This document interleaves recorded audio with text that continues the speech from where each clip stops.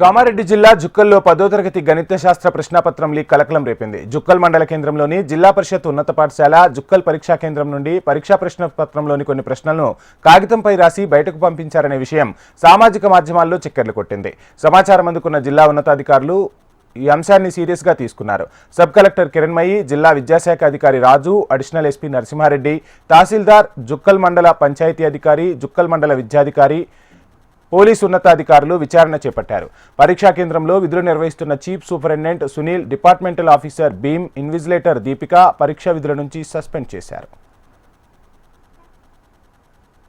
జుక్కల్లో ZPHS స్కూల్లో 10th class exams జరుగుతున్న తరుణంలో ఈరోజు వాట్సాప్లో సర్క్యులేట్ అవుతున్న మెసేజెస్ని బట్టి మాకు ఇన్ఫర్మేషన్ రావడం జరిగింది. కొన్ని క్వశ్చన్స్ ఈరోజు జరుగుతున్న మ్యాథ్స్ ఎగ్జామ్లో భాగంగా కొన్ని క్వశ్చన్స్ అనేవి బయటికి వచ్చి వాటిని సర్క్యులేట్ చేస్తున్నారు అనేది తెలియడంతో ఇమీడియట్గా వచ్చి ఎంక్వైరీ చేయడం జరిగింది. ఇందులో భాగంగా వాటర్ సప్లై చేసే అతను ఎవరైతే లోపలికి తీసుకెళ్ళి వాటర్ సప్లై చేస్తున్నారో స్టూడెంట్స్, అతని ద్వారా ఒక పేరెంట్ ఒక వైట్ పేపర్ పంపించి అతను క్వశ్చన్స్ పంపిస్తే నేను ఆన్సర్స్ పంపించుకుంటాను మా అబ్బాయికి అనేది చెప్పి ఆ వాటర్ సప్లయర్ ద్వారా పంపించగా క్వశ్చన్స్ అనేవి బయటికి తీసుకురావడం జరిగింది.